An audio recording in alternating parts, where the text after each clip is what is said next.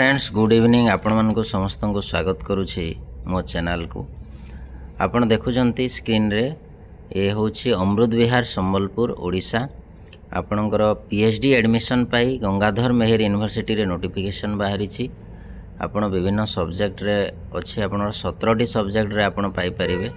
सबुठ आपण education subject होछि 5 एवं आपणकर फिजिक्स रे 11टी अछि सबुठारु बेसी।